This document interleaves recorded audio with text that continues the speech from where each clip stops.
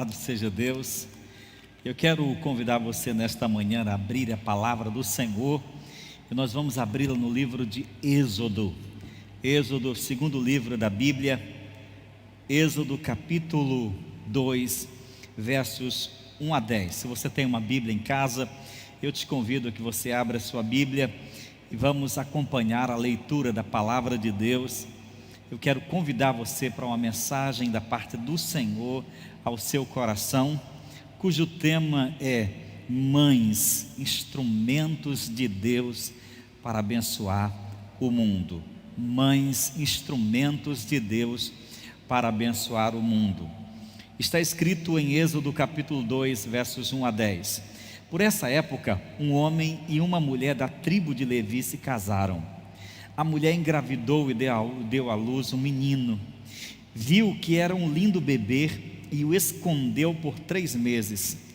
Quando não conseguia mais escondê-lo, pegou um cesto feito de juncos de papiro e o revestiu com betume e piche. Acomodou o bebê no cesto e o colocou entre os juncos à margem do rio Nilo. A irmã do bebê ficou observando a certa distância para ver o que lhe aconteceria. Pouco depois, a filha do faraó desceu ao rio Nilo para tomar banho, e suas servas foram caminhar pela margem do rio. Quando a princesa viu o cesto entre os juncos, mandou sua serva buscá-lo. Ao abrir o cesto, a princesa viu o bebê. O menino chorava, e ela sentiu pena dele. Deve ser um dos meninos dos hebreus, disse ela.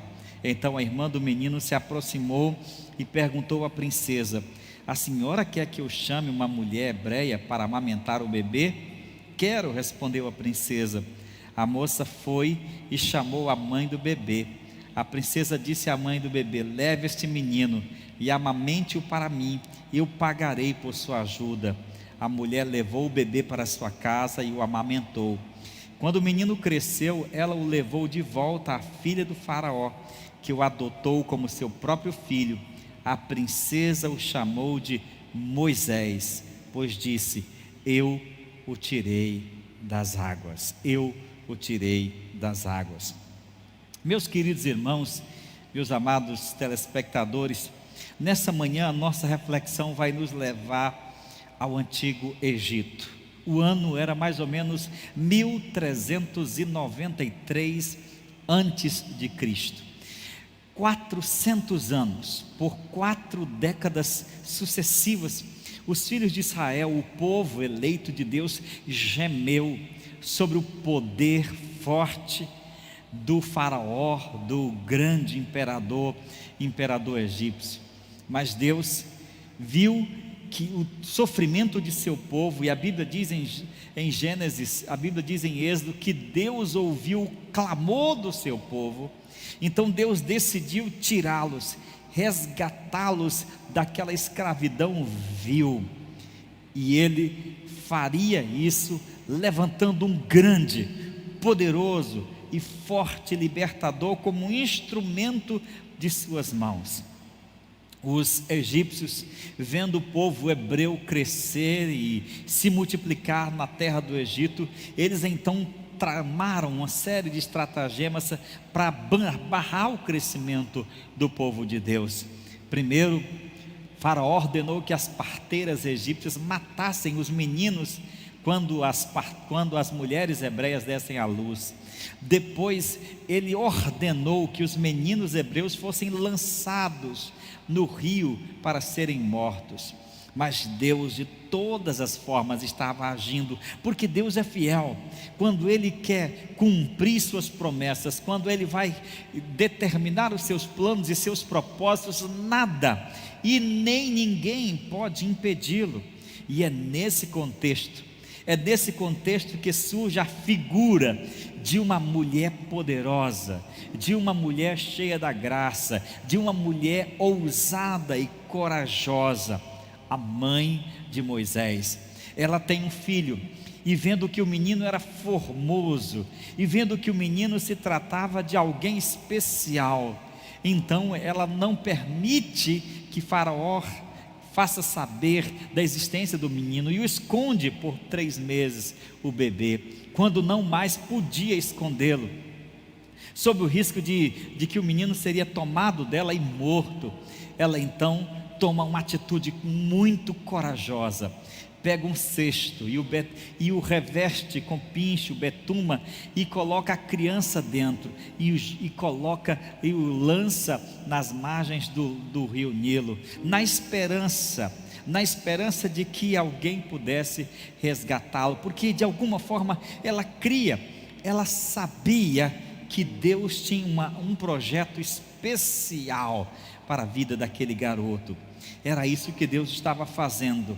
Era de fato esse gesto de extrema confiança que ela arquiteta esse plano.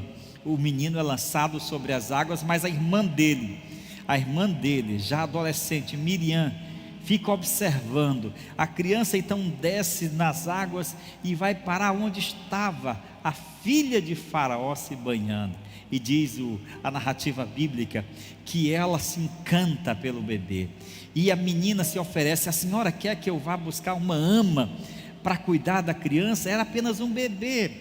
E ela sabiamente traz a própria mãe, que é paga para cuidar da criança o restante do tempo, até ser desmamado. Depois que a criança é desmamada, já por volta dos 4 ou 5 anos de idade, ela o devolve para a princesa de Faraó, que o cria como um príncipe do Egito e dá a ele todo o conhecimento da cultura egípcia, toda a formação cultural da época em todos os aspectos. Deus estava preparando aquele garoto para ser o grande libertador de Israel. Agora eu quero chamar a sua atenção para a figura dessa mulher, Joquebede. O seu nome só vai aparecer lá na frente, no capítulo 6, versículo 20. É uma mulher de coragem, é uma mulher ousada, é uma mulher de fé. Deus tinha um plano para a vida daquele menino, e o mais extraordinário é que, em sua infinita sabedoria, em sua infinita glória, Deus poderia ter mandado os anjos arrancarem os hebreus ali do Egito. Deus poderia ter feito qualquer outra coisa, mas Ele preferiu usar uma mulher para dela vir um libertador. A pergunta que eu quero fazer nessa manhã é: como Deus usa a figura materna para cumprir os seus planos, para cumprir os seus projetos no mundo? E aqui vou tentar responder essa pergunta de 3 maneiras. Primeiro, Deus usa o ventre materno para trazer bênçãos ao mundo. Deus usa o ventre materno. O verso 1 diz: por essa época um homem e uma mulher da tribo de Levi se casaram, e a mulher engravidou e deu à luz um menino. Aquele era um tempo de escuridão, era um tempo em que o povo gemia sob a potente e cruel mão de Faraó. Mas Deus resolveu punir aquela nação opressora, levantando um libertador e trazendo ao mundo uma pessoa que seria uma bênção para o seu povo. Deus usa o ventre materno. Ele poderia ter mandado anjos, Ele poderia com um estalar de dedos ter tirado o seu povo, mas Ele prefere seguir o curso natural, usar uma mãe para dar ao mundo um homem extraordinário. E que missão fantástica, irmãs! Que missão fantástica, mães, é essa que vocês têm. A missão materna é tão importante, é tão salutar, é tão imprescindível, que não existiria mundo sem as mães. Toda vez que Deus quis fazer algo novo, algo abençoador, algo extraordinário no mundo, Ele geralmente usou o ventre materno. Vou repetir: toda vez que Deus resolveu fazer algo novo, algo extraordinário, algo abençoador no mundo, Ele usou o ventre, a missão materna. Por exemplo, o mundo seria mais cético sem o ventre que gerou Abraão, o pai da fé. O mundo A vida dos hebreus seria muito triste sem o ventre que gerou Moisés, o libertador. O que seria do mundo sem o ventre que gerou Isaías, o profeta messiânico? O que seria do mundo sem o ventre que gerou Davi, o grande rei segundo o coração de Deus? O que seria do mundo sem o ventre que gerou Paulo, o apóstolo da graça, aquele que levou o evangelho aos gentios, um bandeirante ousado da fé? O que seria do mundo sem o ventre que gerou Agostinho, o grande teólogo e pai da igreja? O que seria do mundo sem o ventre que gerou, os ventres que geraram Lutero, Calvino e os reformadores da igreja? O que seria do mundo sem os ventres que geraram William Wilberforce, Martin Luther King, Billy Graham e tantos outros instrumentos da graça de Deus? Mas principalmente, que seria o meu mundo, que seria o seu mundo, sem o ventre que gerou Jesus, o nosso grande Salvador? Mãe, sua missão é de um valor incalculável, porque é por meio dessa missão que Deus faz coisas boas no mundo. Ao gerar um filho, você não sabe muitas vezes o que Deus quer e o que Deus vai fazer na vida e através da vida desse filho. Quando Joquebede viu aquele bebezinho lindo, frágil e indefeso, ela acreditou: Deus tem algo especial para esse garoto, e o protegeu como uma mãe faz, e o protegeu de todas as formas, e o escondeu, confrontando, enfrentando as leis do soberano egípcio, porque de alguma forma ela cria que Deus iria fazer algo novo no mundo através daquele garoto. Nessa perspectiva, irmãos, a gente pode ver como o movimento feminista que se rebelou contra a missão materna, a gente percebe como os abortistas que defendem o genocídio silencioso, é um instrumento maligno para destruir a missão materna, o poder e o privilégio de ser mãe. Você, mãe, você é uma privilegiada, pois Deus, quando quer abençoar seu povo, Ele geralmente usa o ventre. Ele quis abençoar Israel e usou o ventre de Joquebede para que dele viesse o libertador. É através das mães que Deus abençoa o mundo. Em segundo lugar, Deus usa a influência materna para forjar o caráter de pessoas que irão abençoar o mundo. Não é apenas a missão materna, mas também a influência. O versos 9 e 10 do texto diz: a mulher levou o bebê para sua casa e o amamentou. Quando o menino cresceu, ela o levou de volta para a filha de Faraó. Foram apenas alguns anos de convívio com a mãe, talvez 4 ou 5 anos, mas foi tempo suficiente para Joquebede forjar o caráter de um grande líder que Deus usaria. Tão importante quanto a missão materna é a incrível influência que as mães têm no trabalho de forjar o caráter daqueles que Deus vai usar para abençoar o mundo. Abraham Lincoln, o lendário presidente americano, disse uma certa vez: a mão que embala o berço governa o mundo. Ele se refere ao extraordinário poder da influência materna sobre a vida dos filhos. Aqueles que governam ao mundo carregam traços de um caráter feminino, de uma influência materna em suas vidas. A história está repleta de mães que forjaram o caráter de seus filhos, umas para o bem e outras para o mal. Por exemplo, dizem que Olímpia, a mãe de Alexandre o Grande, deu a seu filho um caráter ambicioso, egoísta, interesseiro, uma ambição de escravizar o mundo, porque assim era o seu caráter. Júlia Agripina, a mãe do Nero, um imperador romano terrível, dela ele herdou um caráter violento e uma mentalidade doentia. Na Bíblia, Atalia, por exemplo, desviou seu próprio filho Acasias dos caminhos do Senhor, e Herodias usou a própria filha para arquitetar maldades contra o profeta de Deus João Batista. Mas, por outro lado, há uma infinidade de mães extraordinárias que usaram sua influência sobre seus filhos para forjar não facínolas, gente violenta, gente má que iria amaldiçoar o mundo, mas para forjar gente que seria bênçãos de Deus no mundo. Por exemplo, Joquebede.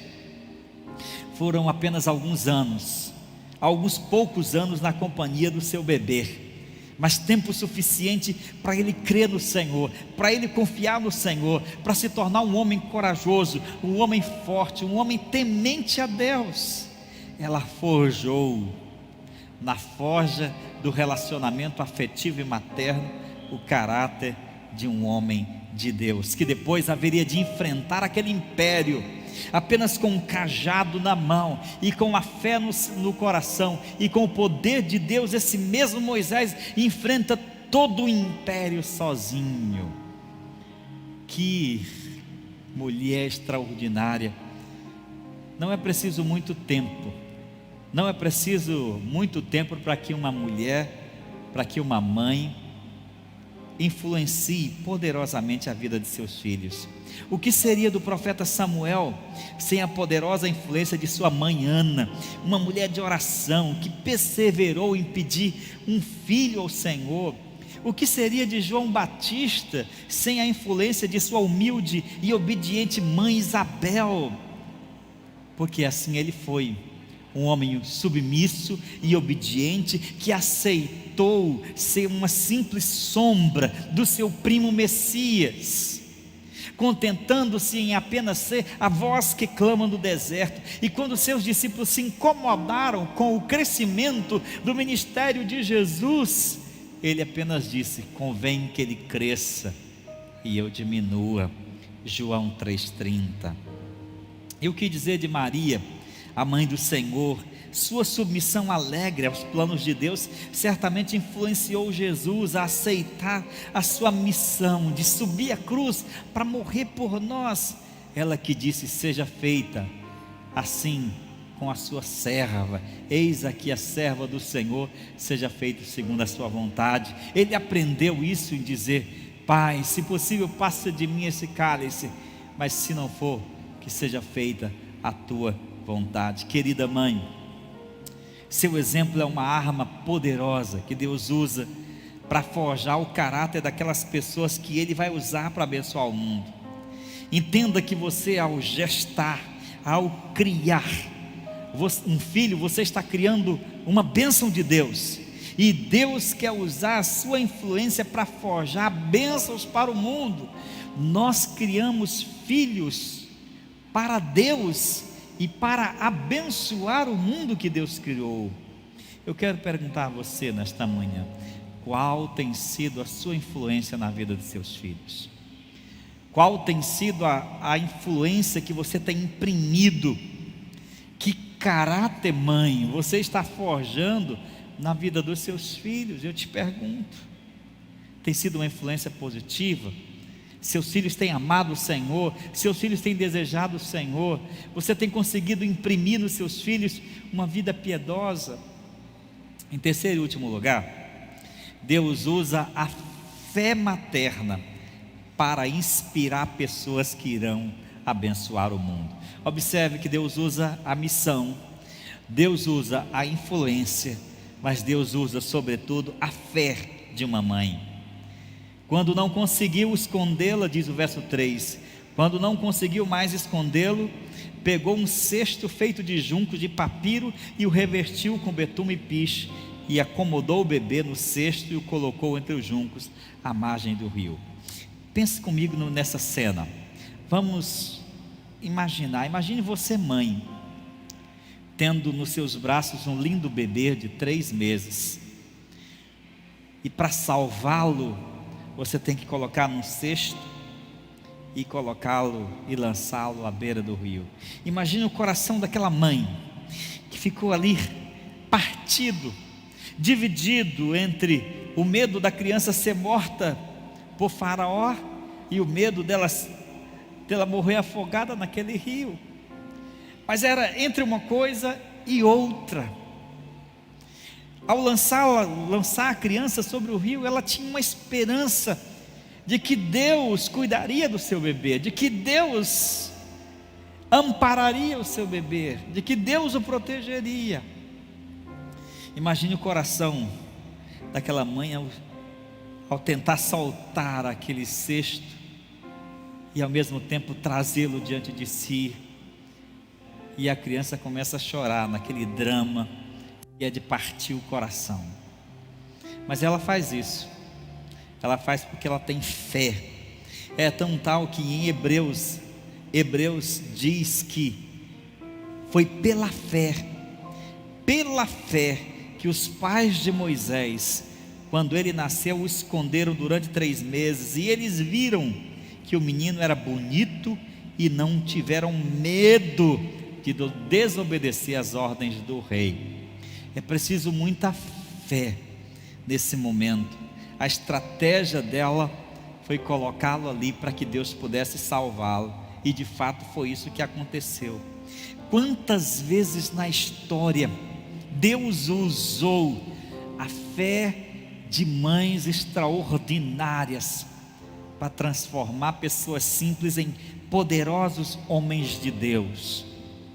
Por exemplo, o que seria de Samuel sem a fé de sua mãe Ana, aquela mulher abnegada, piedosa, persistente em oração, que chorava dia e noite, noite e dia, por um filho, até o ponto do próprio sacerdote Eli achar que ela estava embriagada, porque ela se consumia em suas próprias lágrimas. Aquela fé tão pura, intensa, foi a fé de seu filho, que ela depois o entregou ainda criança ao sacerdote, para que ele se tornasse um grande profeta de Deus até o fim da vida. O que seria de Timóteo? O Timóteo, filho na fé de Paulo, que se tornou um proeminente pregador do Evangelho, devido à influência de sua mãe Eunice, de sua avó Lloyd, que conseguiram imprimir na vida daquele jovem pregador uma fé pura, abnegada, cheia de entusiasmo. O que seria de Agostinho, se não fosse sua mãe Mônica, a piedosa e perseverante Mônica? Ela orou durante 30 anos pelo seu filho Agostinho, que era um inveterado, um pecador transviado, mas ela orava e chorava todos os dias ao Senhor. E não somente isso, ela clamava para que o bispo Ambrósio, o bispo da sua igreja, fosse falar com Agostinho, e com a sua retórica tentasse persuadir Agostinho a se converter ao Senhor, de tal modo que o bispo Ambrósio respondeu para ela o seguinte: fique tranquila, Mônica, vá em paz e continue a viver assim, porque é impossível que pereça o filho de tantas lágrimas. Aquela mulher piedosa, Mônica, imprimiu no Agostinho, o grande teólogo da igreja, uma fé pura, viva e poderosa. E para a gente terminar os nossos exemplos, Susana Wesley, a mãe dos grandes avivalistas Charles e John Wesley, uma mulher admirável, piedosa, disciplinada, amorosa, santa. Sua fé e sua virtude impactaram a vida de John Wesley, o grande avivalista. Ele disse em uma carta depois, escrita para sua própria mãe, ele disse: em muitas coisas a senhora tem intercedido por mim, tem prevalecido. Quem sabe se agora também na intercessão para que eu renuncie inteiramente ao mundo, a senhora não terá um bom êxito. E noutra ocasião ele disse: eu aprendi mais sobre o cristianismo com minha mãe do que com todos os teólogos da Inglaterra. Eu aprendi mais sobre o cristianismo com minha própria mãe do que com todos os teólogos da Inglaterra. E olha que ele foi um extraordinário teólogo, com centenas de livros escritos em uma obra fenomenal. Mas foi sua mãe aquela que mais o fez conhecer Jesus, que imprimiu nele uma fé verdadeira. Eu poderia falar por horas de inúmeros exemplos de mães que impactaram a vida de seus filhos através de uma fé viva. A história está repleta de exemplos assim, como Deus usou mulheres santas para inspirar seus filhos a amarem a Deus. O famoso pregador teve 4 filhos e todos se tornaram pregadores também. Um dia, um visitante chegou naquela casa de pastores. Enquanto tomava o jantar, aquele visitante perguntou ao famoso pregador quem era o melhor pregador da família, com quem ele tinha aprendido a ser aquele homem de Deus. E todos esperavam que ele fosse responder: o pai. Ele disse então: com quem eu aprendi tudo na minha vida, a amar a Deus, foi com minha mãe. Porque o exemplo extraordinário das mães forjam o caráter e a fé de homens de Deus. Eu quero perguntar para você, mãe: você tem influenciado, você tem imprimido essa fé que há no seu coração? Seus filhos poderão dizer amanhã: eu amo a Deus, eu sirvo a Deus porque eu tive uma mãe piedosa, uma mãe que orava e chorava por mim, uma mãe que não desistiu de mim, uma mãe que lutou por mim, uma mãe que me amou até o fim, uma mãe que me inspirou a amar e a servir a Deus. O exemplo extraordinário de Joquebede, a mãe de Moisés, como instrumento poderoso de Deus para cumprir os planos dele, nos ensina que podemos confiar em Deus em todas as circunstâncias. Precisamos ser corajosos em obedecer, mesmo quando corremos riscos, que é o que ela faz. Deus nos recompensa quando nós o obedecemos, e Deus pode fazer pequenas ações se transformar em coisas extraordinárias na vida das pessoas. Toda vez que Deus quis intervir na história humana para abençoar o seu povo, Ele geralmente usou a missão materna, a influência materna e a fé inspiradora de mulheres extraordinárias para forjar o caráter de pessoas que Ele usaria para abençoar o mundo. Quero terminar dizendo a você: decida-se hoje, mãe, se você ainda não é, decida-se hoje ser uma mãe conhecida por ter sido a maior influência benéfica na vida de seus filhos. Decida-se hoje ser uma influência de fé, inspiradora, não somente para seus filhos, mas para todo mundo. Hoje é o primeiro domingo, Dia das Mães, que eu passo sem a minha mãe. Nós a perdemos recentemente, mas eu tenho muitas lições, muitas coisas que eu posso dizer que eu aprendi com ela. Seu caráter, sua vida, sobretudo quando Cristo entrou na vida dela e a transformou, nos inspiram, nos motivam. Sua capacidade, sua tenacidade em trabalhar, sua integridade a qualquer custo, sua fé inabalável em meio às doenças, em meio às crises, sua confiança na bondade de Deus, sua abnegação em cuidar dos filhos, mesmo na extrema pobreza. Há tanta coisa aqui.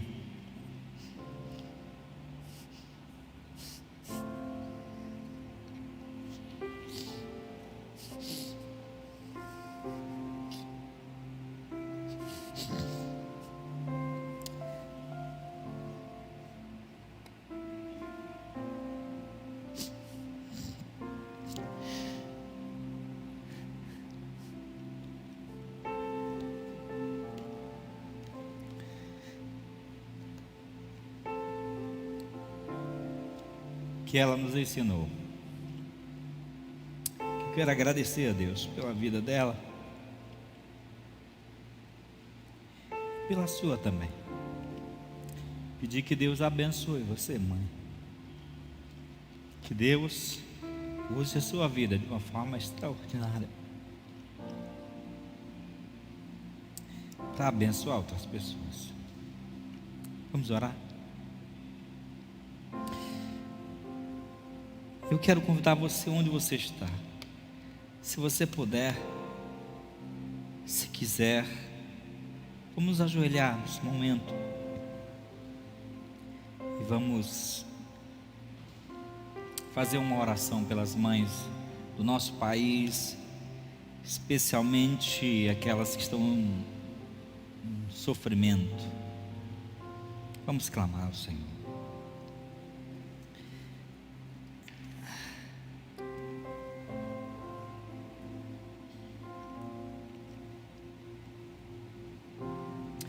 Pai querido, Deus soberano,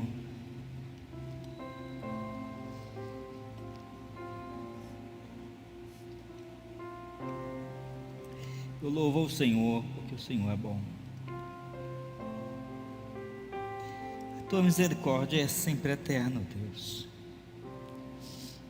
Quando falhamos, quando caímos, o Senhor nos levanta e nos sustenta. Te louvo pela vida de cada pessoa, Deus. Rogo pela vida de cada mãe que está nos assistindo agora.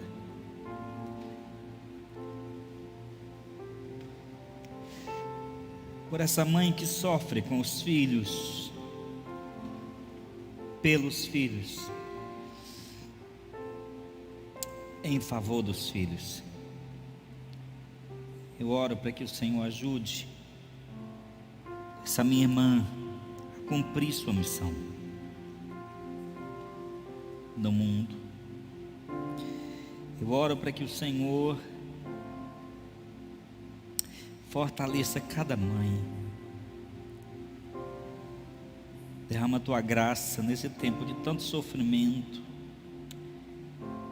Que o Senhor fortaleça.